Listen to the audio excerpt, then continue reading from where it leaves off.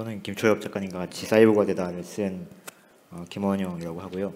저는 지금 까만색 옷을 입고 또 전동 휠체어를 타고 가운데 자리에 앉아 있습니다. 네, 과학기술에 대해서 당연히 이제 어떤 기술의 혜택이라던가 또 어떤 기술들이 앞으로 장애로 인한 혹은 저희의 몸의 차이로 인한 삶의 불편함들을 덜어줄 수 있을까, 이런 관심 당연히 있고 그에 대한 기대도 이제 있는 것인데, 그런데 그런 기대들이 이제 어떤 지점을 넘어서게 되면은 이제 그때부터는 뭔가 나의 현실과 동떨어진, 그리고 뭔가 기존의 나와는 완전히 다른 존재를 상정하게 되는 것 같았어요. 그래서 우리가 특히 이제 그걸 대표적으로 이제 보여주는 말이 사이보그라는 단어인 것 같았거든요. 이 사이보그라고 하는 것이 무엇이다, 뭐 장애인 사이보그는 어떻다, 이렇게 정의하기보다는 이 사이보그라고 하는 개념을 둘러싼 이런 어떤 감각과 논의들 속에서 장애인들이 겪는 어떤 그 말씀해 주신 불화랄까요? 또 사이보그라고 하지만 한편으로 굉장히 인간이고 싶은 마음을 또 가지고 있잖아요. 좀 그런 관점들을 사이보그라는 어떤 상징을 계기로 해서 다루어 본 것이고요. 어떤 특정한 사이보그의 이미지를 저희가 지향한다거나 그것을 딱 제시한 것은 아니었던 것 같습니다. 보통은 장애를 이제 기능의 결여의 문제라고 생각을 하죠. 어떤 특정한 능력이 이제 부재한 상태죠. 그래서 인공보철은 당연히 처음 시작은 이 결여된 능력을 보완하는 것이 보철의 당연한 출발이었습니다. 이게 20세기에 오게 되면 기술 자체가 심미화되잖아요. 장애는 기능의 문제가 아니라 심미적인 문제라고, 기능의 문제만이 아니야라고 생각하면서 반발하는 사람들이 여러 가지 시도를 이제 하다 보니까 이제는 장애 자체를 굉장히 심미적인 것으로 바라보는 사람들도 등장하는 거죠. 장애인을 위해서 그걸 착용한 거니까 내가 뭔가 저거에 열광하는 거는 이상하지 않은 것 같은 거죠. 이거는 세상에 꼭 필요한 일이야, 인간적인 일이야라고 생각하게 만들 수 있는 거죠. 또 반면에 장애를 바라보는 입장에서는 장애를 가진 몸을 너무 약간 상품화하고 소비화하는 것처럼 보이는데 어떤 의족과 이런 모습을 보여주게 되면은 그렇지만 저거는 어떤 정말 걷지 못한 사람에게 꼭 필요한 기술이니까라고 하면서 이제 그런 태도, 장애를 뭔가 지나치게 상품화하는 태도에 약간의 뭐라고 할까요? 면죄부 혹은 약간의 그런 감정을 좀 누그러뜨려 주는 것이죠. 시간이 많이 갔네요. 하여튼 제 얘기도 마치겠습니다. 안녕하세요. 저는 차별에 저항하는 장애인 언론 비마이너의 칼럼니스트이자 개관 기자로 일하고 있는 안희재라고 합니다. 저는 청바지를 입고 청바지보다 조금 더 색깔이 짙은 겉옷을 입고 있고요. 그래서 제가 오늘 준비한 이야기는 감각 번역에 관한 이야기인데요. 다소 뜬금없는 이야기처럼 들릴 수 있는 이 번역이라는 키워드는 사실 제가 베리어 프리를 고민할 때마다 떠올리는 단어입니다. 제가 이야기하고 싶은 거는 사실 우리가 평상시에 마주하는 수많은 접근 불가능한 상황들이 기술적으로 발전이 덜 돼서 그런 건 아니라는 겁니다. 제 생각은 언제나 지금 아직 없는 기술이 우리의 문제를 모두 해결해 줄 거야, 이렇게 기다리는 것이 아니라 지금 우리가 뭘 써먹을 수 있지 하고 사방에 있는 거를 그냥 닥치는 대로 긁어모으는 게 제가 이거를 접근성을 고민하는 방식이었습니다. 어떤 현장감과 같은 분위기, 좀 맛있어 보이는 음식의 윤기 같은 것들을 우리는 표현을 하고 싶은 건데 그런 거를 어떻게 전달해야 할까, 이게 항상 저의 큰 고민이었습니다. 그럼 이 사진의 대체 텍스트를 우리는 어떻게 작성을 해볼 수 있을까요? 네, 일단 첫 번째는 제가 이 PPT를 만들면서 사진을 PPT에 올렸더니 알아서 작성해준 대체 텍스트입니다. 해변, 실외, 하늘, 물, 가 표시된 사진. 뭔가 그러니까 틀린 말은 아니죠. 그래서 틀린 말은 아닌데 제가 보여주고 싶은 건 이건 아니거든요. 짧게 한번 만들어 본 거는 모래사장과 바다, 푸른 하늘이 보인다. 이건 제가 임의로 작성해 봤는데 여전히 충분하지는 않다는 생각이 저는 들었거든요. 그래서 제가 평상시에 대체 텍스트를 작성하는 정도는 이 정도로 작성을 하고 있는데요. 대낮의 바닷가, 울퉁불퉁하고 누런 모래와 짙은 푸른빛의 바다 사이에는 파도가 모래를 매끈하게 씻어낸 흔적이 있다. 잔잔해 보이는 바다에도 하얀 포말이 일고 있다. 저는 보통 이런 식으로 작성을 합니다. 이게 더 상세한 거는 분명한데 이게 과도한 건지 아깝게 부족한 건지, 그래서 이 사이에 좀 적절한 어떤 대체 텍스트의 선이 있는 건지, 이런 것들을 사실 저는 계속 고민을 하게 되거든요. 주관적인 해석을 최대한 배제하라는 이야기가 있습니다. 어쨌든 간에 해석의 여지는 청자에게 있어야 하니까요. 물이 부딪히는 파도 소리가 나고 있습니다. 그럼 이제 이런 일종의 효과음을 생각할 수 있을 텐데요. 여기에다가 제가 아까 전에 썼던 대체 텍스트를 내레이션으로 일종의 삽입한다고 생각을 했을 때 뭔가 조금 더 나은 뭔가를 만들 수 있을 거라는 생각이 들었습니다. 2페이지에 걸쳐서 이어져 있는 일러스트인데요. 저희 아버지가 제 방 창문을 열고 화단에 물을 주는데 이웃집 아주머니가 마침 물조리개를 들고 나와 있어서 마주친 그런 장면입니다. 물줄기가 떨어지는 소리 같은 것을 집어넣어 놓고 두 사람의 약간의 웅성거림을 이 책 읽는 소리의 배경에 배치를 하는 식으로 오디오북을 제작할 수가 있다면, 혹은 이북에 그런 기능을 마련할 수 있다면 좀 더 적극적으로 우리가 이 분위기라는 것을 번역할 수 있지 않을까 생각이 들었습니다. 그래서 우리에게 필요한 거는 어떤 이 접근성이라는 문제를 완전히 확 해결해주는 새로운 기술을 기다리기보다 이미 우리에게 익숙한 기술들을 접근성이라는 축으로 재해석해서 써먹는 그런 거라고 생각합니다. 분명히 존재하는 효과를 소거하는 건조하고 안전한 접근성이 아니라 주관적으로 적극적으로 개입하되 똑같이 헷갈릴 수 있고 똑같이 현혹될 수 있고 그래서 똑같이 비판할 수 있는 그런 좀 안전한 선을 넘는 접근성을 구현하기 위해서 말입니다.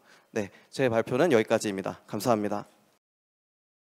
네, 첫 번째로 먼저 김초엽, 김원영 작가님께 그 질문이 있는데요.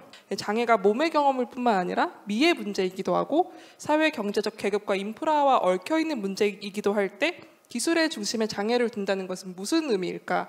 발표하실 때 그 말씀하셨던 고유성이 저는 핵심인 것 같고요. 개인적으로는 크립 테크노 사이언스라고 하는 게 어떤 제품, 어떤 종류의 지식이 크립 테크노 사이언스에 해당하냐 안 하냐를 얘기할 수는 없는 것 같고, 어떤 그 지식이 어떻게 활용되고 적용되고 어떻게 생산되고 어떻게 공유되는가라고 한 이 과정이 저는 크립 테크노 사이언스를 주장하는 사람들의 어떤 모종의 지향이 있는 것 같아요. 이런 보철들을 이제 그 아이의 움직임과 특성에 맞춰서 쭉 따라가면서 뭔가를 하는 그런 시도하는 분들도 현재 있고, 저는 이제 그런 작업들, 그런 관심 그런 걸 중심으로 하는 이야기라면 저는 그게 크립 테크노 사이언스적 기술 과학이 아닌가 이렇게 생각합니다. 유적지에는 그 곳곳에 사람들이 걸어 다니거나 아니면 이동하면서 볼 수 있는, 그리고 그것을 이제 느낄 수 있는 것도 중요할 텐데 그 경사로의 위치에 따라서 해석과 비평의 여지가 달라진다고도 할 수 있을까라는 점이 제 질문이었습니다. 저는 달라질 수 있을 것 같다는 생각이 드는데요. 사실 미술관 같은 곳에서도 배치가 굉장히 중요하잖아요. 아예 이렇게 가세요라고 되어 있는 그런 곳들도 있고, 그렇지 않더라도 우리가 실수로 뒤에서부터 봤는데 좀 생각보다 이게 다른 전시네? 이렇게 될 수도 있고, 경사로와 같은 물리적 접근성의 배치도 그러한 영역에 포함될 수 있을 거라고 생각합니다. 예, 안녕하세요. 발표를 하게 된 윤장우라고 하고요. 저는 이제 나이는 이제 50이 넘었고요. 아까 이제 묘사를 하라 그래가지고 흰 셔츠에 감색 슈트를 입고 있습니다. 미학이라는 거는 어떤 바운더리가 있는 게 아니고 굉장히 우리가 새로운 것들을 계속 크리에이션 해 나갈 수 있는 여지가 있다는 것이 되고요. 우리가 미술의 역사, 히스토리를 보면은 사조들이 그런 거잖아요. 계속 새로운 부분들을 만들어내는 그런 게 이제 사조가 되는 그런 것입니다. 이런 것의 어떤 하나의 축으로서, 하나의 예로서 이제 과학융합 예술에서 아트는 어떻게 정의를 하느냐, 제 정의입니다. Art is astonishing 이라고 저는 이제 정의를 합니다. 인공지능이나 뇌과학의 어떤 사실들을 가지고 기존 예술 작품을 분석을 해서 이론을 정립을 하고 그 이론을 도구나 개념으로 사용해서 예술 작품을 창작한다라는 게 저의 개념입니다. 그러면 뇌가 이런 이미지들을 어떻게 만들어내느냐? 우리 눈이 보면은요, 눈에 보면 렌즈가 있죠. 렌즈를 통해서 빛이 들어오는데 이 빛이 모이는 점, 그걸 이제 포베아라고 부릅니다. 어떤 한 점에서 모이는데 이 점이 거의 한 1mm 정도밖에 안 돼요. 이 포베아라는 부분은 이렇게 오목하게 이렇게 돼 있어요. 평평하게 돼 있는 게 아니에요. 오목하게 돼 있어요. 거기에 뭐가 있느냐? 시각 세포들이 있어요. 시각 세포들이 이렇게 생겼어요. 막 점점점점 이렇게 박혀 있죠. 시각 세포들이 두 가지 종류가 있어요. 흑백을 보는 라드셀하고 칼라를 보는 컨셀이라는 게 있는데 컨셀은 또 세 가지 종류로 나누는데요. 빨간색을 보는 세포, 초록색을 보는 세포, 그 다음에 청색을 보는 세포, 세 가지 세포로 나눕니다. 이 세포들이 이렇게 보면 이런 식으로 생겼어요. 이런 세포의 그 구성 비율이 왜 이렇게 생겼느냐라는 거를 이제 좀 연구를 했죠. 그 원시인들을 생각하면 돼요. 원시인들은 보면은 그 이제 하는 일이 뭐예요? 뭐 먹을 걸 찾으러 나가야죠. 밖에 나가면은 밖에 보이는 게 뭐가 있겠어요? 주로 밀림, 정글, 초록색, 초록색 환경인데 거기에서 뭐를 찾아요? 붉은색 나무 열매를 누가 빨리 찾느냐가 그 사람들의 생사를 좌우를 하는 그런 게 되는 거예요. 그 도구와 개념으로서 활용을 할 수 있다면은 우리는 누구나 예술가가 될 수 있어요. 왜 그러냐면 자기가 알고 있는 그 도구와 개념을 가지고 새로운 예술을 창조를 할 수 있기 때문이에요. 예, 여기까지 발표를 마치겠습니다. 예, 감사합니다. 다음에는 이 두 분은 화투 씨는 저는 운이곰이라고 부르는데요. 그 이유는 친구들이 제가 곰 닮았다고 자주 불러가지고 그래서 제 이름도 곰 이렇게 하면서 운일곰이라고 부릅니다. 그래서 참 여기 보시면은 차마 아이콘이 이렇게 나와 있어요. 이게 여사의 내용에서 맞기 실시간 바로 여사 나온 대로 똑같이 나올 거거든요. 그리고 다음에 보면 이 음식에서는 이게 음성인식 기준을 계산하고 있지만 잘못된 발음 또 배경의 뭐 소음 그리고 자두 자막이 좀 다르게 표시되어 있거든요. 이게 예를 들면은 그러니까 뭐 코로나 조심하세요 이라는 부분이 이게 잘못된 자막이 이렇게 표시되어 있거든요. 그래서 이 음성 추천 때 자막 나온 것이 노인들이 도움이 되지 않아요. 그래서 이 다음에 보면 이게 올 발음 때는 발음이 아주 정확한 발음 또는 조용한 곳에 마이크를 갖다 대면 이 70%에서 80%는 정확히 발음이 나오거든요. 기술의 발전은 인터뷰에서는 나오고 있지만 이게 실제로 도움이 되지 않거든요. 그래서 내가 정말 보고 싶은 유튜브나 뭐 좋아하는 유튜브를 보면은 이 화면에 자막이 안 나와요. 그냥 사람 안 나와요. 이 댓글에 내가 누이 때 자막을 좀 달 수 있을까요? 라고 하는데 이게 몇 분 대체 어떤 사람이 힘내세요. 뭐 자주 자막 보시면 됩니다. 얼마나 힘들었을까 이렇게 나왔거든요. 그래서 저는 그 말은 틀리로 한 거 아닌데 이 당황한 경우가 많았어요. 뭐 피자이들이 자연을 무시한 게 아니라 자연은 관한 전문을 모르기 때문에 그런 거라서요. 그래서 여기 사진 보시면은 이 학교 교육자에서 이 전문가를 불러서 뭐 자연한테 이렇게 알려주는데 그 체험도 하고 뭐 말만 하고 이렇게 개화하고 근데 시간이 흐르면은 이게 잊어버리게 됐잖아요. 그래서 저는 이후에 새로운 관심을 가지고 제가 만들었는 작품을 들에게 보여주는 나의 도전을 앞으로 계속할 겁니다. 예. 지금까지 들어주셔서 감사합니다. 미디어 아티스트 송예슬 작가님이 멀리 뉴욕에서 현재 화상으로 지금 접속 중에 있습니다. 네, 안녕하세요. 저는 뉴욕과 한국에서 미디어 아티스트로 활동하고 있는 송예슬입니다. 저는 현재 해외에 있어서 먼 곳에서 기술의 힘을 빌어서 이렇게 발제를 진행하게 되었는데요. 저는 지금 검은 상의를 입고 머리를 뒤로 묶고 뉴욕의 이스트빌리지에 있는 작은 집, 흰 벽에 제 방에 앉아 있습니다. 구글의 미술관이라고 치면 이런 이미지들이 나오는데 혹시 공통점을 찾으셨나요? 네, 모두 눈으로 보는 예술이죠. 너무 당연한 듯이 다른 감각을 배제하는 경우가 많이 있고요. 저는 컴퓨터 앞에 앉아 있으면 지금도 사실 그렇지만 이런 기분이 드는데요. 몸의 다른 감각이 사라지고 화면을 보는 눈 그리고 마우스를 클릭하는 손가락만 남은 것 같은 그런 느낌이 들어요. 시각 중심의 문화에서 우리는 무엇을 잃었을까요? 한편 세상에는 보이지 않지만 존재하는 경계들이 있죠. 예를 들어서 고소득층, 저소득층의 경계, 장애인과 비장애인, 높은 사람, 낮은 사람, 인싸와 하싸. 저는 이러한 사회 속의 경계들을 좀 민감하게 느끼는 편인데 이런 경계에 대한 제 감각을 작업으로 풀어보고 싶었어요. 전시장에 들어서시면 여기가 입구인데요. 아무것도 없어요. 작품이 놓여 있어야 하는데 작품 디스플레이를 위한 좌대밖에 보이지 않아요. 두 번째 공간인데 이곳에도 사장은 마찬가지고요. 그게 아무것도 없는데 그거를 보라고 네, 하니까 아이들은 거짓말하지 않죠. 아무것도 없는데 보라고 하니까 되게 웃겼대요.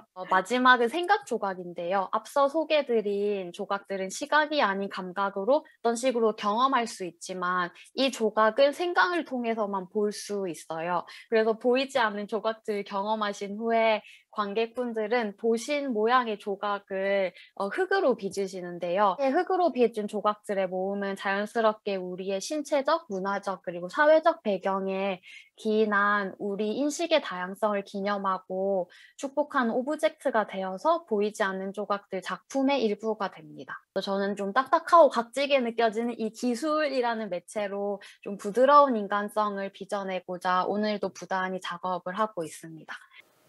예, 안녕하세요. 네, 잠실창작센터의 초대로 오늘 두 번째 세션에서 모두를 위한 미술관, 보이지 않는 그 사이라는 제목으로 송예슬 작가님에 이어 발제를 하게 된 클레이아크 김해미술관 교육부서에서 근무 중인 정지윤입니다. 예, 저는 지금 단발머리에 트렌치 코트를 입고 주름 치마가 있는 원피스를 입고 있는데요. 네, 나름 한양에 온다고 맨날 운동화만 신고 다니다가 반짝이는 신발도 신었습니다. 새로운 기술이 등장할 무렵의 예술은 매체가 다양해짐에 따라 예술의 세계가 더 확장될 것이라 기대를 받아왔는데요. 그러나 기술과 결합한 형태의 예술, 융복합이라 부르는 이름의 예술은 날로 더 화려하게 진화하며 기대와 달리 확장된 형태의 예술이 아닌 기존의 시각예술을 더 공고히 하는 방향으로 흘러가고 있는 것 같습니다. 보이지 않는 조각들이라는 뉴미디어 작품과 함께하는 시시각각 있다 프로젝트는 이런 사회적 분위기 속 위와 같은 문제를 환기하고 소외받지 않는 네트워크를 꿈꾸며 진행된 전시 교육 프로젝트입니다. 모두에게 보이지 않는다는 동등한 조건을 제시하고 그 안에서 일어나는 예술적 경험을 통해 시각 중심의 문화에서 우리가 잊고 있는 것은 무엇인지 알아보고자 합니다. 현재 미술관을 매개로 구축되는 지역 커뮤니티에 편입되는 사람들 사이 보이지 않았던 모두가 진정한 모두가 되기 위해 우리는 어떤 방법을 모색할 수 있으며 융합예술이 거기에 어떠한 가능성을 보여줄 수 있을지 않을까 기대하며 마지막으로 시시각각 있다의 전시 서문 중 일부를 공유하며 발표를 마치겠습니다. 개인적으로 첫 번째 질문은 김문일 선생님께 하고 싶은데 개인적으로는 이번 전시를 준비하면서 제 스스로 얼마나 장애에 무지했는지 깨닫는 시간을 많이 가졌었는데요. 대중들과 어떤 이야기를 나누시고 싶으신지. 오늘 인터뷰하는 부분에 내가 소돌하는 건 안 됐기 때문에 이게 다른 사람이 하는 말과 제가 하는 말과 색깔이 좀 다르기 때문에 그런 부분이 소돌이 어렵다고 생각하시면 될 것 같아요. 그래서 오늘 이 콘텐츠 중에서 제가 정말 하고 싶은 게 뭐냐면요, 자인과 또 비자인과 함께 할 수 있는 그런 활동이 있는 이런 콘텐츠를 해보고 싶어요. 예. 윤장우 선생님께서는 아까 내각의 관점에서 보는 예술에 대한 발제가 엄청 저는 새롭게 들었는데요. 예를 들어 이와 같이 늘어나는 새로운 창작의 방식을 통해 보다 넓은 사람들이 동등한 창작의 기회를 제공받을 수 있다 기대하시는지, 또 그렇게 되려면 저희는 무엇을 준비해야 되는지. 이제 미디어 아트나 우리가 게임을 이용하는 뭐 3D VR, AR 같은 아트들이 이 굉장히 많이 나오게 된 계기가 실제 그 기술들이 그 무르익었기 때문에 그런 기술, 예술들, 그걸 사용하는 예술들이 많이 나오기 시작하는 거거든요. 그래서 우리가 이제 뭐 장애인이든 비장애인이든 간에 내가 어떤 기술이나 내가 가지고 있는 어떤 역량을 가지고 뭔가 예술 작품을 새로운 것을 만들고자 한다면은 쉬운 것부터 시작해라. 저는 이제 그렇게 좀 공고를 드리고 싶어요. 예. 그게 그 클레버한, 그리고 영리한 그런 길이죠. 예. 송혜슬 작가님한테 질문을 하려니까 TV 안에 계셔가지고 조금 낯선데, 작가님의 보이지 않는 조각 시리즈는 사실 저희가 지금 미술관에서 많이 마주할 수 있는 유미디어 아트 작업의 흐름과 달리 화려한 볼거리, 그러니까 시각적 감흥을 느낄 수 있는 작품은 아닌데요. 아까 발표에서 잠깐 얘기해 주셨지만 혹시 이런 용감한 작업을 시작하시게 된 구체적인 계기가 있으셨을까요? 이것은 되게 이게 서로의 신뢰를 필요로 하는 것 같아요. 또 미술관에서도 제 작업을 보이지 않는데 이렇게 신뢰를 해주셨기 때문에 이렇게 성사가 된 것 같고요. 이러한 모든 재미있는 일들이 보이지 않기 때문에 일어나지 않는가 하는 생각이 듭니다. 지금 이제 그 보이지 않는 그 이제 조각들에 사용된 기술들이 이런 부분들을 직접 하시는지 아니면 뭐 누가 코업하는 분들이 있는지 좀 궁금하네요. 예. 저는 좀 직접 거의 다 하고 있고요. 이번에는 이렇게 되게 여러 가지 플랫폼을 사용하다 보니까 어떤 조금 잘 아는 친구에게 조언을 구하고 그런 기술을 새롭게 이렇게 익히고 사용하는 걸 좀 좋아하는 편이기도 하고요. 그 과정을 즐기고 있는 중입니다. 이 기술이 뭔가 굉장히 인간을 이롭게 하고 세상을 더 나아지게, 물론 나아지긴 하겠지만 그 사이에 우리가 놓치고 있는 것들을 굳이 이제 장애라는 어떤 개념을 빌어와서 이제 여러 가지로 살펴봤는데 좀 여러 가지 새로운 어떤 도전들을 줄 거를 이제 기대를 합니다. 예, 함께해 주신 모두 감사드립니다. 우리 박수로 마무리해 볼까요? 감사합니다.